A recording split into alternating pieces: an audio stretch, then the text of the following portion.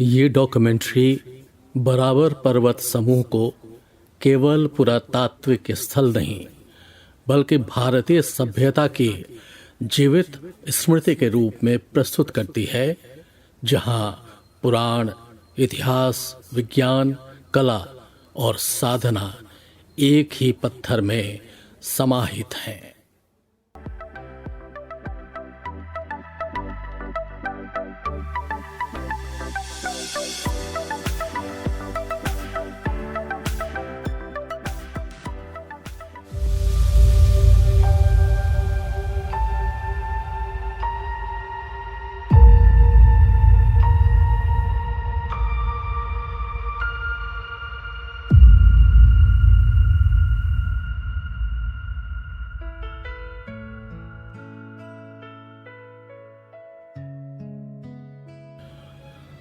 भारत की भूमि केवल भूगोल नहीं, ये स्मृति है। यहाँ पत्थर इतिहास लिखते हैं और मौन सभ्यता बोलता है। बिहार के जहानाबाद स्थित बराबर पर्वत समूह, जिसे इतिहासकारों ने मगध का हिमालय कहा, आज भी अपने भीतर समय को थामे खड़ा है।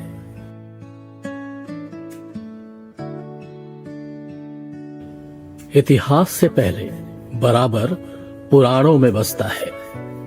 महाभारत के वन पर्व में ये असुर राज बाणासुर की राजधानी के रूप में वर्णित है। स्थानीय स्मृति आज भी इसे बाणावर कहती है।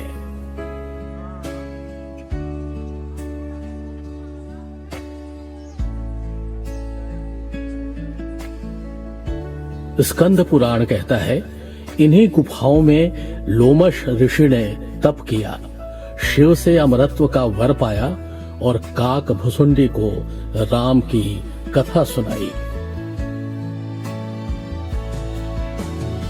गुफाओं की प्रतिध्वनि आज भी उस तप का स्पर्श कराती है।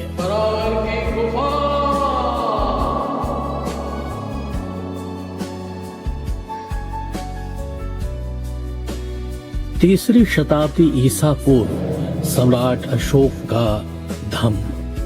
बराबर की गुफाएं आजीवक संप्रदाय के लिए निर्मित की गईं, जबकि अशोक स्वयं में बौद्ध थे।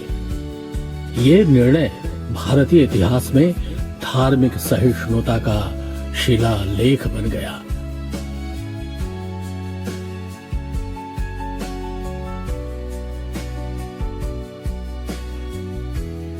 अशोक के पौत्र दशरथ मौर्य ने नागार्जुन पहाड़ी पर इसी परंपरा को आगे बढ़ाया।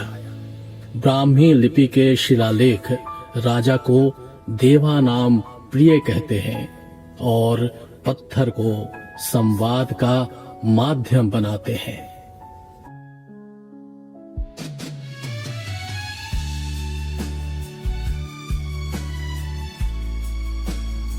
ग्रेनाइट दुनिया के सबसे कठोर पत्थरों में से एक।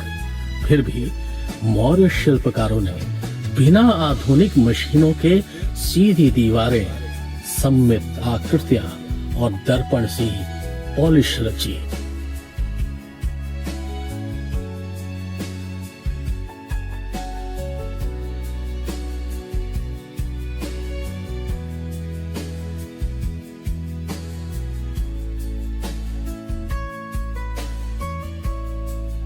सुदामा, कर्ण चौबर और लोमश ऋषि गुफाओं की ध्वनि गूंज बताती है कि स्थापत्य केवल देखने के लिए नहीं, साधना के लिए रचा गया था।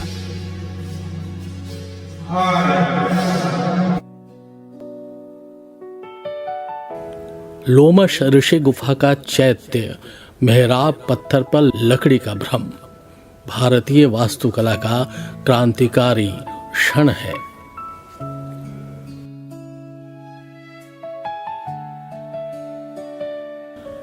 गुफाओं से ऊपर सिद्धेश्वर नाथ। सावन में लाखों श्रद्धालु पाताल गंगा से जल लाकर यहाँ अर्पित करते हैं। ये पर्वत केवल इतिहास नहीं, जीवित आस्था है।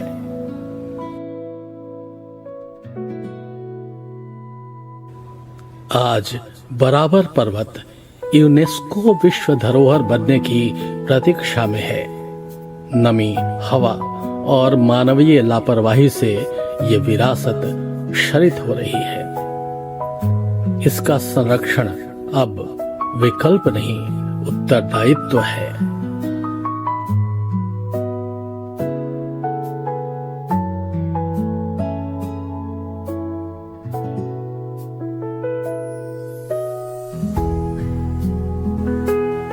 बराबर की गुफाएं पत्थर नहीं, सभ्यता की धड़कन है।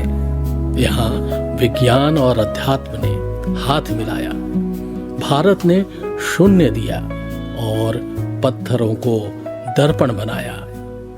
अब समय है कि हम इस स्मृति को अगली पीढ़ी तक सुरक्षित पहुंचाएं।